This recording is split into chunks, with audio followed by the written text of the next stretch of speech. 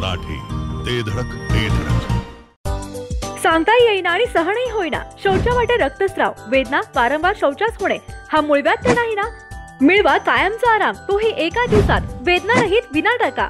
मूळव्याधीवर औषधोपचाराबरोबर laser व इंजेक्शनची खास सुविधा देणारे विट्यातील पहिलेच हॉस्पिटल डॉक्टर बंडगर यांचे मूळव्याध स्पेशालिटी हॉस्पिटल, अनुराज हॉस्पिटल शेजारी, एसटी स्टँडच्या बाजूला, खानापूर रोड, विटा.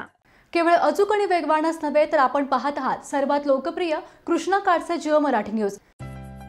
गव्हर्नमेंट HUID 916 होलमार्किंग गोल्डमध्ये नवनवीन व्हरायटीत सोने आणि चांदीचे दागिने मिळणारे विश्वसनीय ठिकाण म्हणजे विट्यातील कटरे बंधू यांचे साई ज्वेलर्स.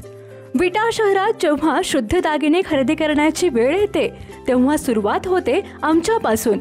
नाविन्यपूर्ण दागिन्यांची परंपरा जपणारे विट्यातील भव्य दालन म्हणजे साई ज्वेलर्स, कटरे सराफ, विटा. पत्ता सराफ पेठ, विटा. संपर्क 9175 100007. या ठिकाणी मनोगत व्यक्त केलं. मनोगत व्यक्त करत असताना फिरोजभाई, विजय भाऊ, भरतांना भावनिक झाले. फिरोजभाई,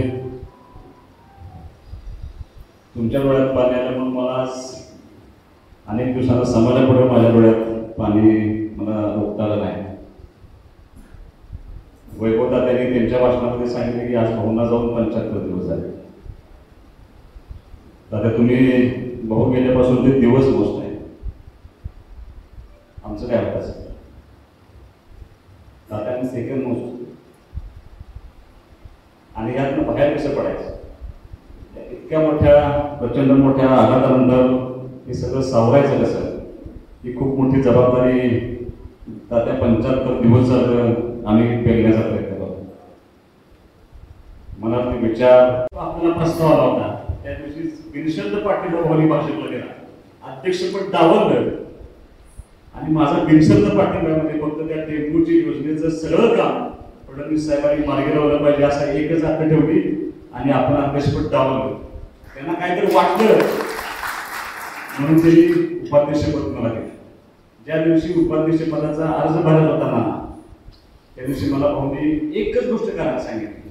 ती गोष्ट अशी होती की उपाध्यक्षपदाची निवड झाल्यानंतर, पदभार स्वीकारल्यानंतर जिल्हा परिषदेची खालची केबिन घ्यायची. जिल्हा परिषदेच्या उपाध्यक्षाची केबिन ही दुसऱ्या मजल्यावर. मला भाऊनी सांगितले की केबिन खालच्या मजल्यावरची घ्यायची, साधी केबिन होती. मला का सांगितलं नाही माहीत नाही. निवडी झाल्या, पदभार स्वीकारताना अण्णांनी विनंती केली की मला खालची केबिन पाहिजे. प्रशासन म्हणलं वरची केबिन एकदम टॉपची केबिन आहे. म्हणजे टॉपची केबिन देणं नाही आपल्याला, बापाचा निरोप आहे, केबिन खालची पाहिजे. मी खालची केबिन घेतली. सगळे आमदार, सगळे नेते मंडळी माझ्या सत्काराला आले, भाऊ आले नाही. आणि सगळे सत्कार करून गेल्यानंतर भाऊ आले. मी खुर्चीवरती बसलो नव्हतो. मला बसताना भाऊ माझ्या कानापाशी आले. मला काय म्हणून मला सांगायचं आहे, तुझा बाप या खुर्चीवर बसला होता, काम करताना विचार करून का. एवढीच शिकवली मला त्या 10 वर्षामध्ये दिली आणि मी प्रामाणिकपणे काम करत झाले. कधी ना कधीतरी विजय भाऊ जबाबदारी याची जाणीव होती. बाकी सगळंच भाऊ करत होते. भविष्यात जबाबदारी येणार याची जाणीव होती. पण राजूभाई अशी जबाबदारी आहे, देव एवढ्या दुर्दैवानं माझ्यावरती जबाबदारी टाकल्या त्याची पुसरशी सुद्धा कल्पना कधी मनामध्ये शिवली नव्हती. अनेक प्रसंग तात्या येऊन गेले, पण एवढा भयानक प्रसंग कुटुंबावरती असं एकदाही वाटलं नाही. पण दुर्दैवानं तो प्रसंग आला. तुम्ही मला 10-12 वर्ष भाऊची सगळी तुम्ही लोक मला बघता, नवी पिढी मला जवळून बघतो. माझ्या आईचं निधन होण्यापूर्वीचा सुहास बाबा आणि आईचं निधन झाल्यानंतर सुहास बाबा ह्यामध्ये जमीन आसमानचा फरक. कदाचित तुम्ही मला असं कसं बोलतोय, तर आई गेल्यानंतर 1.5 वर्षामध्ये मी बाहेर आलो. माझं सगळ्यात मन होतं की म्हणजे मी फ्रस्ट्रेशनमध्ये जातोय काय पाहिजे अशी अवस्था होती. आणि ते सगळं सावरत असताना माझ्या बापानं स्वतःचं दुःख बाजूला ठेवलं, पण मला दुःख नाही झालं पाहिजे म्हणून त्यांचं ते दुःख लपवलं आणि ते कामात राहिलं. 3-4 महिने झाल्यानंतर ते थोडं जसं सावरत गेलं, कारण या सगळ्याला वेळ हेच उत्तर आहे बघावं. आणि मला आणि दादा भाऊनी बोलवून घेतलं 4 महिने झाले. नंदू काका बोलवून घेऊन काय सांगावं बापाला. मी हे भाऊंच्या वाढदिवसाच्या भाषणामध्ये पण सांगितलं. दोघा भाऊंना दादाला मला बोलवून घेतलं भाऊ आणि एकच सांगितलं की बाबा माझ्या मनामध्ये खंत आहे. समाजकार्य लोकांसाठी करता करता मी कुटुंबात कधी बघितलंच नाही. माझ्या बायकोला काय आहे काय नाही ना कधी आयुष्यात पिक्चर बघितला ना नाटक बघितलं, हॉटेलमध्ये गेलो नाही, फिरायला गेलो नाही, देवाला गेलो नाही, कधी गेलो असतो तर दवाखान्यातच गेलो असतो. आणि तिच्या शेवटच्या काळात तिला वेळेत दवाखान्यात नेऊ शकलो नाही त्याची खंत माझ्या मनामध्ये लागून राहिली. आता तीच गेली.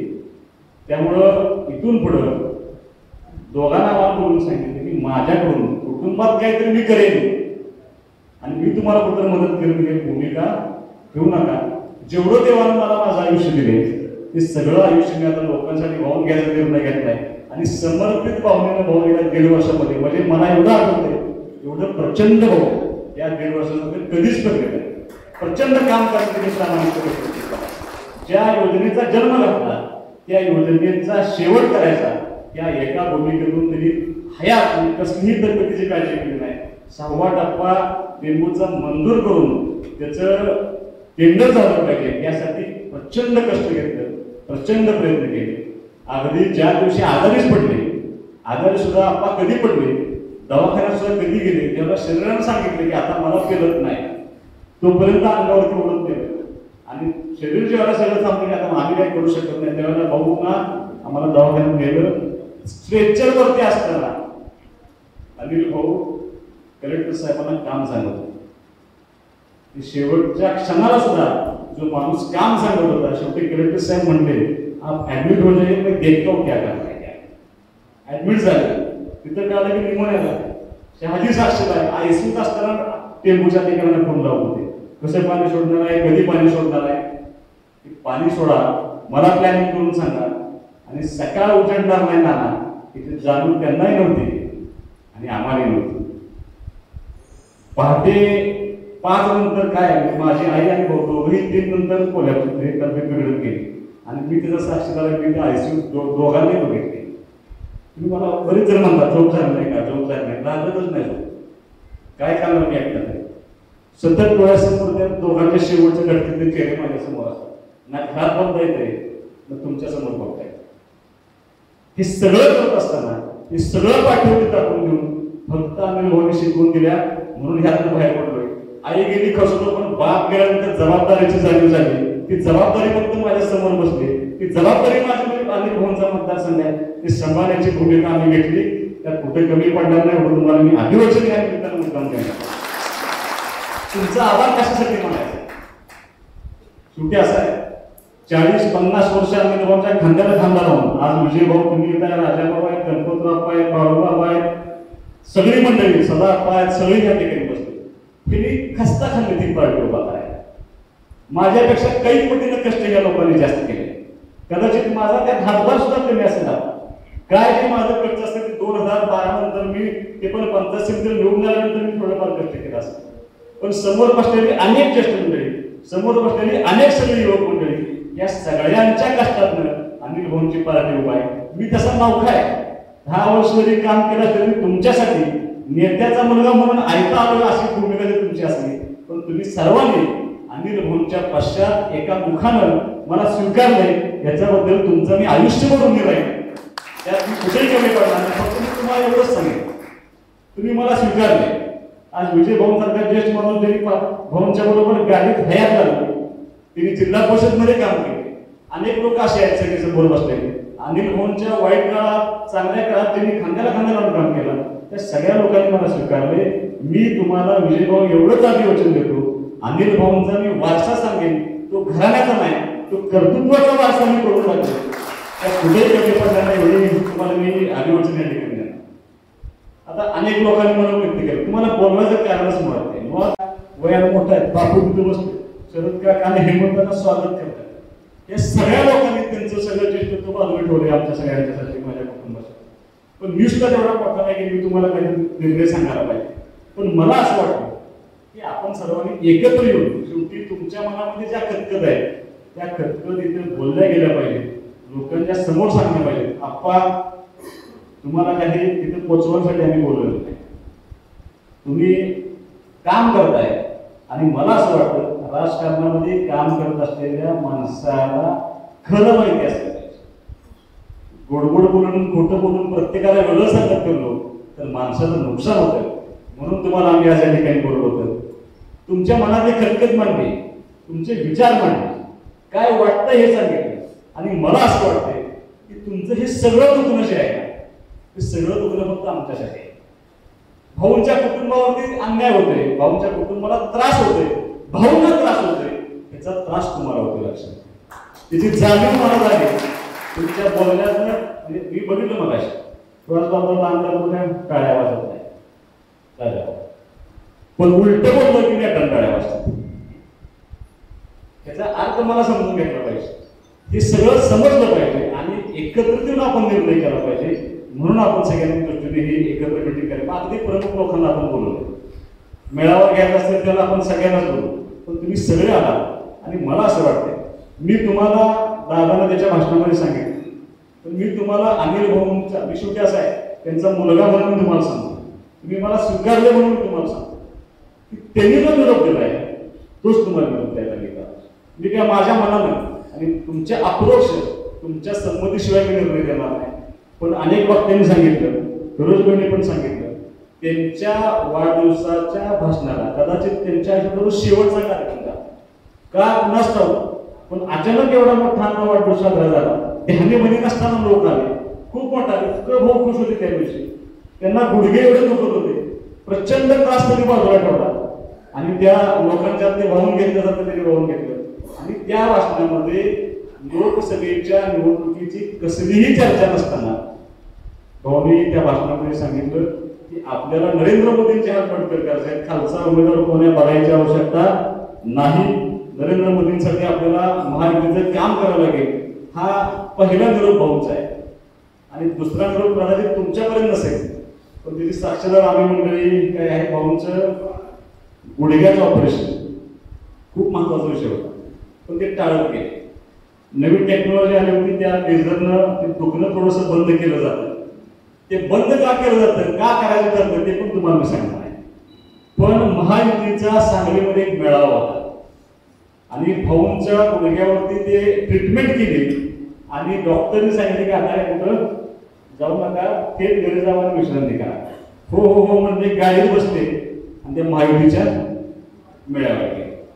आणि त्या मेळाव्यात भाऊंनी जाहीरपणे सांगितले की मी आणि माझा मतदारसंघ हा ठामपणे महायुतीच्या उमेदवाराच्या मागे उभा आहे, तर कुठेही अडचण येणार नाही. हा भाऊंचा दुसरा निरोप आहे. आणि तिसरा निरोप तुम्हाला एवढंच सांगतो की तुम्ही कुणाचे कार्यकर्ते आहात, तुम्ही कुणाचं नेतृत्व स्वीकारलं होतं.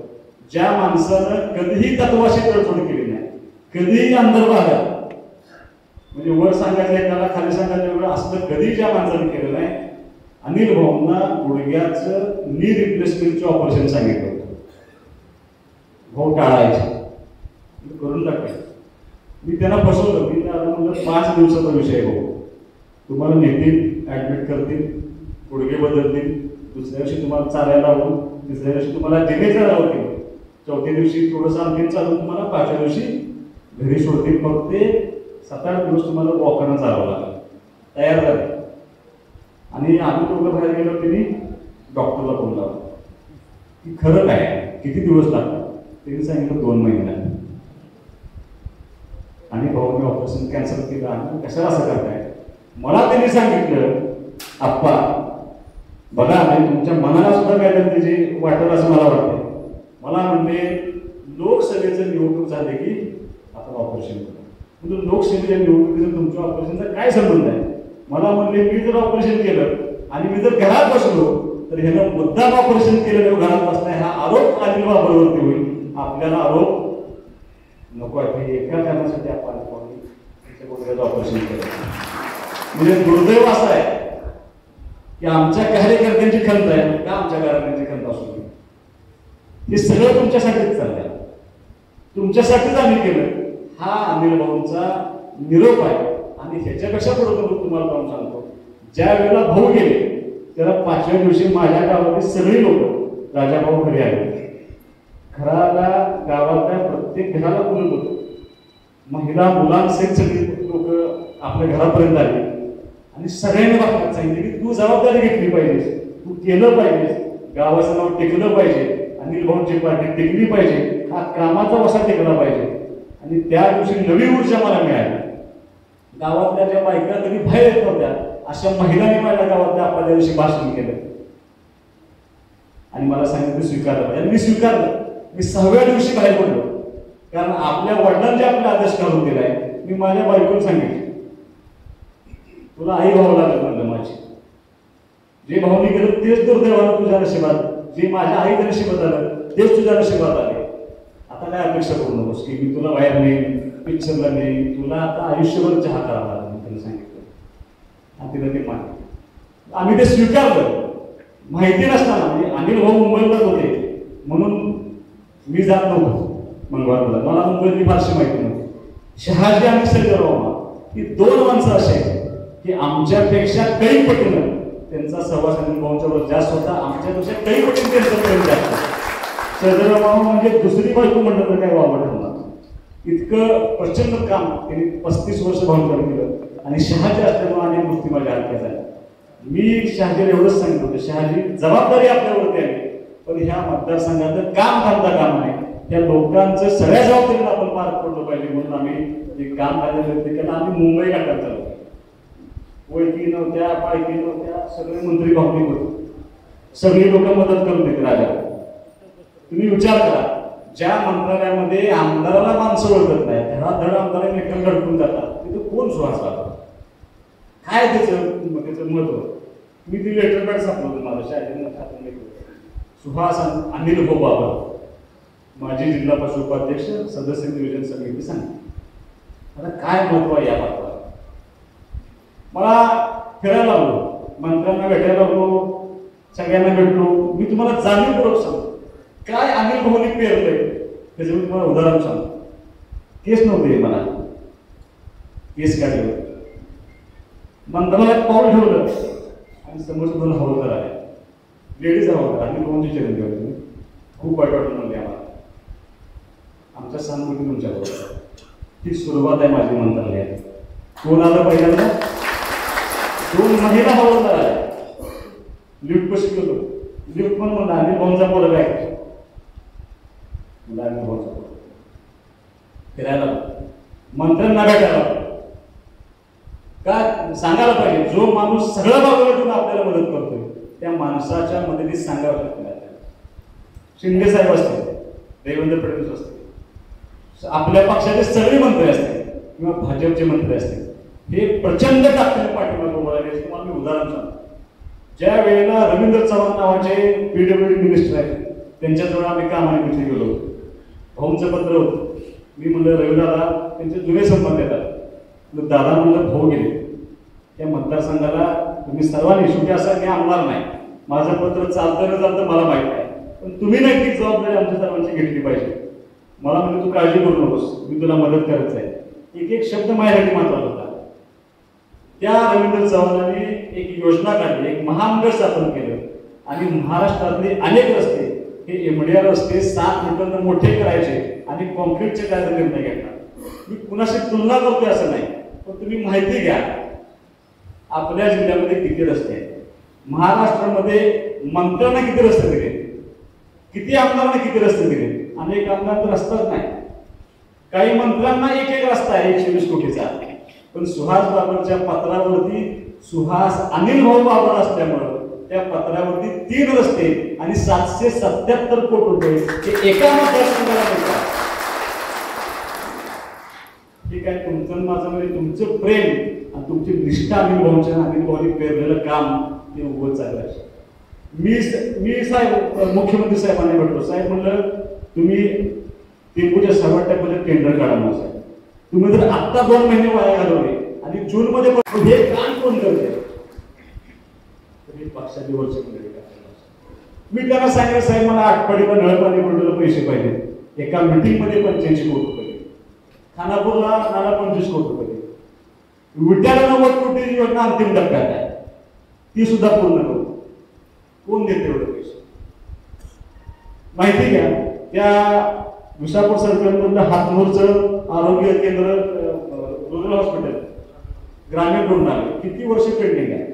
मी मुख्यमंत्री साहेबांना पत्र दिलं, साहेब अनिल भाऊंची एवढी कामं अपूर्ण आहेत, या कामासाठी एकत्रित मिटिंग लावा अशी माझी विनंती आहे. साहेब कोण सुहास बाबा, काय त्याची पात्रता, पण मिटिंग लावली. मिटिंगला मी तुम्हाला मुद्दाम सांगतो, एका लाईनला मी दादा बसलो होतो, समोर महाराष्ट्रातील सगळ्या डिपार्टमेंटचे मुख्य सचिव बसले होते, माझ्या बाजूला खासदार शेवाळे बसले होते आणि समोर सीएम आणि शंभूराज देसाई साहेब बसले होते.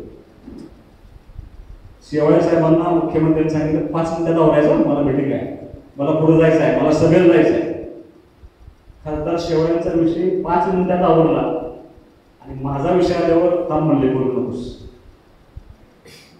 त्या सगळ्या मुख्य सचिवांना मुख्यमंत्री साहेब म्हणले तिचं फार मोठं नुकसान झाले म्हणजे या मुलाचं.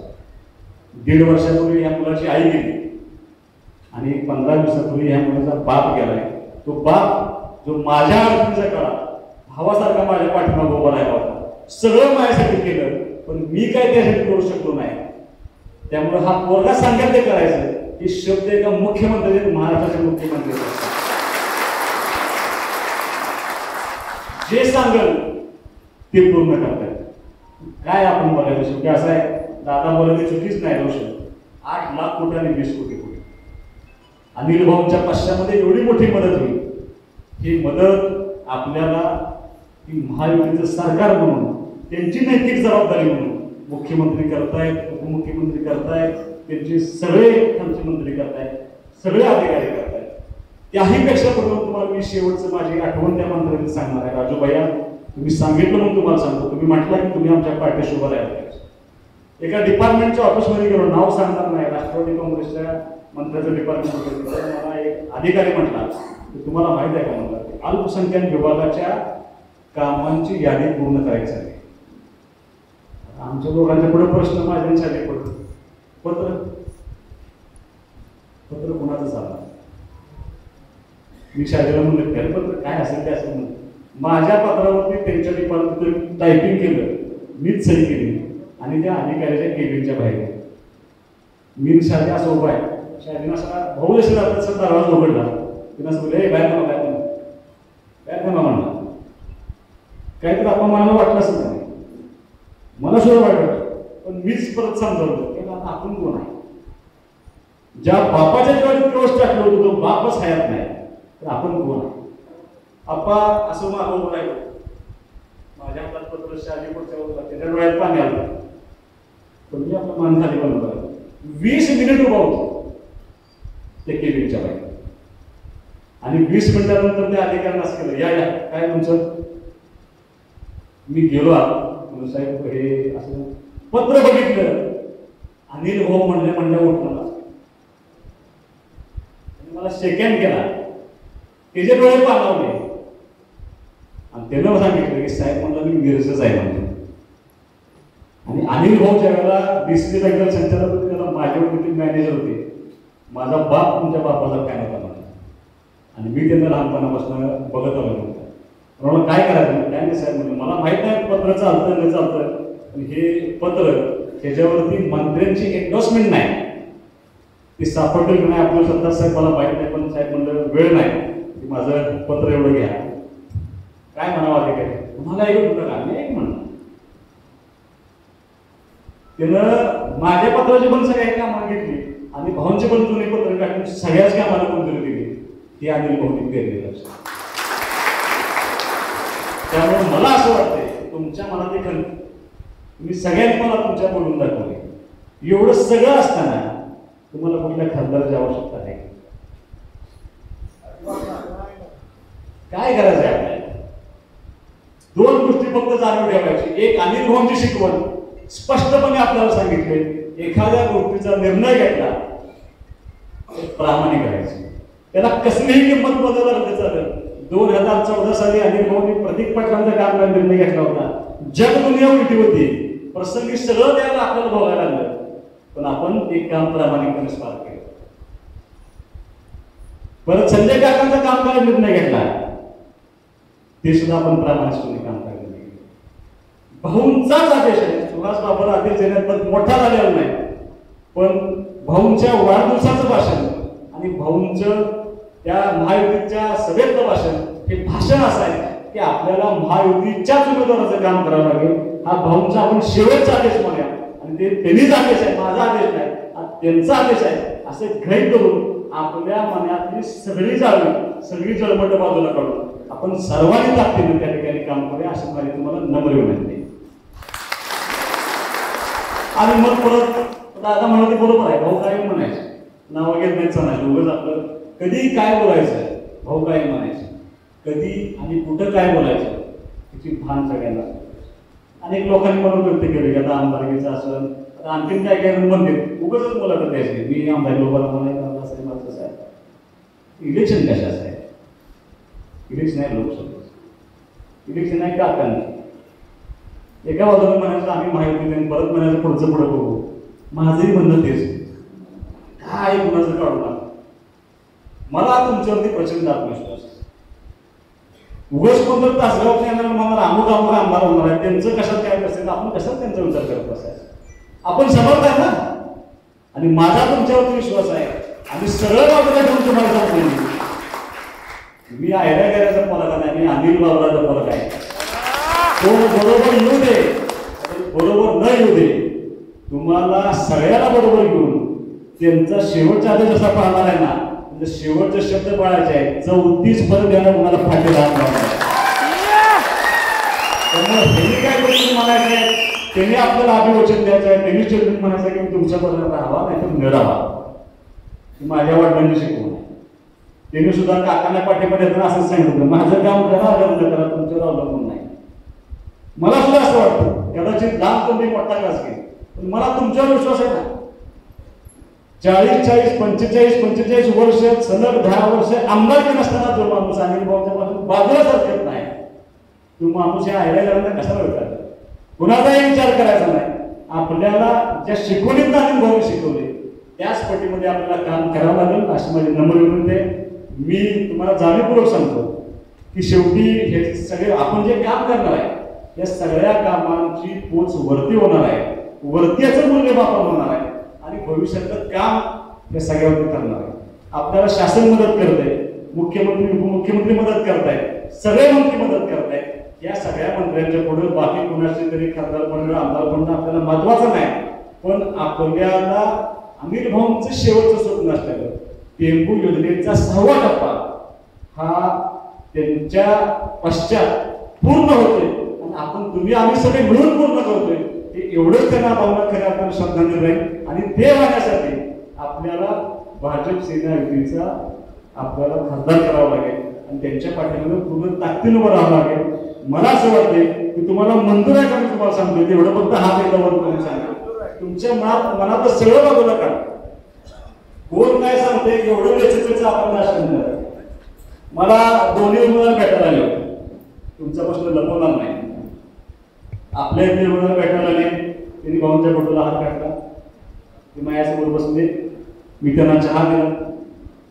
मला म्हणले त्यांना काय राजकीय बोलायचं धाडस झालं नाही. मीच त्यांना सांगितलं माझ्या वडिलांनी जो पक्ष सोडलाय तो तुम्ही स्वीकारलाय. सगळ्यात मोठी अडचण आहे की ज्या बंपर माणसाला माझा बाप सोडून गेला होता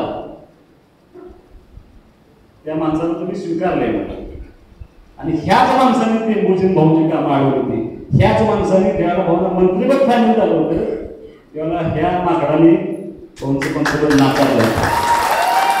त्या पक्षाचं काम मी करू शकत नाही, मला क्षमा त्यांना बोलता नाही लागला. आणि दुसरे पण उमेदवार आले, ते आले त्यांनी समंजसपण दाखवलं. मी फोटो घेऊन नका म्हणजे मी भाऊंच्या फोटो मी येणार नाही. भाऊंच्या फोटोला हात घातला म्हणून तुम्ही निघाले तुम्ही जावा, म्हणजे मी अनिल भाऊंचा मुलगा आहे. हे संस्कार म्हणणं माझे नाही. चहा पाणी तुम्हाला घ्यावं लागेल माझ्या घरात. लोक एवढा द्यायचा पैसा नाही, कुणाला काय म्हणायचं म्हणत. मला माझ्यावर विश्वास आहे, मला लोकांचा विश्वास आहे की तुम्ही जरी भेटून गेला म्हणून कोणतरी आत न जाणार आहे का बाहेर न जाणार आहे असं तर काही नाही. त्यांच्याबरोबर सुद्धा कसलीही चर्चा न करता सन्मानाने त्यांचा चहा पाणी केला आणि आपण त्यांना रजा दिली. विजय भाऊ मला असं वाटतंय की ही शिकवण भाऊची आहे, ही शिकवण तुमची आहे, ही शिकवण आपल्या पार्टीची आहे. जो निर्णय झालाय त्या निर्णयाला बांधील 7 मे ही मतदानाची तारीख आहे लक्षात. 8 मे पासून विधानसभेचं मतदान करून फक्त आपल्या विषयी चर्चा करू, आपलं काम करू, ताकदीनं काम करू. प्रत्येक भागामध्ये प्रत्येक गावामध्ये आपल्याला पोहोचायचं आहे. आपली भूमिका भाऊंची भूमिका ही शेवटच्या घटकापर्यंत पोहोचून 7 मे नंतर आपण आपल्या विधानसभेसाठी काम करू. बरोबर कोण येऊ द्या तात्या तर न येऊ, आपल्याला त्यांची आवश्यकता नाही. आले तर ठीक, नाही आले तर ठीक. आपण महायुती पण अवलंबून नाही, कोणावर अवलंबून नाही, सुवासबाबर अवलंबून आहे, समोर बसलेल्या लोकांच्यावरती अवलंबून. त्यामुळे कसलीही विचार न करता अनिल भाऊंचा शब्द प्रमाण मानून जाता जाता त्यांनी आपल्याला तो शब्द दिलाय किंवा तो आदेश दिला असं गृहीत करूया. आणि तो शब्द त्यांनी दिलाय तो आपण सर्वांनी मिळून पाहूया. इथून पुढे तुमच्या कोणाच्याही तोंडातून चुकीचं वाक्य अमुक फेसबुकवर स्टेटस तिथं ते वाईट आहे. मी मगापासून फक्त कोण रेकॉर्डिंग करते, आपण बोलतोय एका परत कट करून वापरलं जातं. त्यामुळं कशावरही सोशल मीडियावर चर्चा करता आपली भूमिका आपण का करतोय शेवटी असं मला सुद्धा जाणीव होते. तुमच्या मनात असं नसो पण तुम्हाला हे करावं लागेल कोणासाठी आणि ते कशासाठी तर तुमच्यासाठीच. इथून पुढचे 5 महिने शासनानं आपल्या पाठीमागे उभा राहिलं पाहिजे. त्या एका भूमिकेसाठी आपण सर्वांनी मिळून आपल्या महायुतीच्या उमेदवाराचं काम करूया. मी तुम्हाला मुद्दाम सांगतो की आपल्याला गाव घ्याय आम्ही तुमच्यापर्यंत पोहोचू. तुम्हाला बूथमध्ये प्रत्येक बूथला एक 10-20 लोकांची टीम करावं लागेल. आपली भूमिका आपल्या लोकांच्यापर्यंत पोहोचवावं लागेल, चिन्ह पोहोचवावं लागेल. मतदान करून घेण्यापर्यंत सगळी जबाबदारी आपल्याला पार पाडावं लागेल. भविष्यामध्ये आपल्याला मेळावा सुद्धा घ्यावा लागेल. त्या मेळाव्यासाठी परत तुम्ही सर्वांनी ताकदीने यायचं.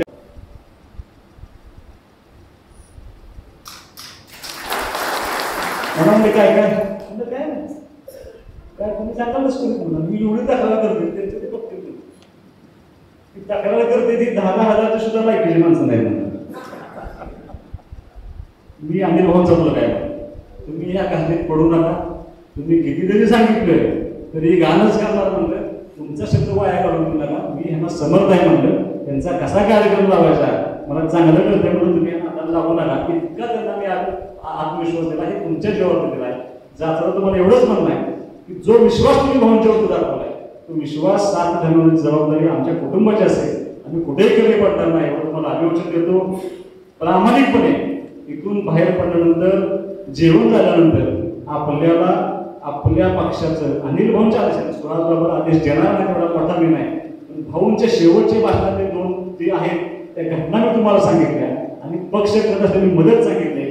या सगळ्याची जाणीव ठेवून आपण महायुतीच्या विरोधात काम करायचं आहे एवढा निर्णय करूया. तुम्ही सर्वजण तुमच्या सर्वांचा मी भाऊंच्या पार्टीच्या वतीने मनापासून आभार मानतो थांबतो. जय हिंद, जय महाराष्ट्र. खवय्यांनो जरा थांबा. घरगुती जेवण असो किंवा तुमच्या रोजच्या पार्ट्या, आता तुमच्या शाकाहारी किंवा मांसाहारी जेवणाची चव 100% द्विगुणितच होणार. विट्यातील खताळ बंधू यांची ब्रँड ठरलेली आणि गलाई व्यावसायिकांसह विदेशातील लोकांच्या जिभेला चटक लावणारी ओम श्री गुरुमाऊली स्पेशल आणि खमंग चटणी तसेच ग्रेव्ही आपल्या घरी वापरायला अजिबात विसरू नका. चुलीवरील भाजलेल्या मसाल्यासह लाकडी घाण्यातील तेलापासून तयार करण्यात आलेली नैसर्गिक चवीची ओम श्री गुरुमाऊली स्पेशल चटणी आणि ग्रेव्ही वापरून घरगुती जेवणाच्या अस्सल चवीचा मनमुराद आनंद घ्या. ओम श्री गुरुमाऊली स्पेशल चटणी मसाले अँड ड्रायफ्रुट्स, विटा. पत्ता खताळ बंधू, मधुवन हॉटेल समोर, विटाचा राजा कॉर्नर, महात्मा गांधी शाळेजवळ, विटा. संपर्क 85 54 84 87 14. जिओ मराठी, ते धडक ते धडक.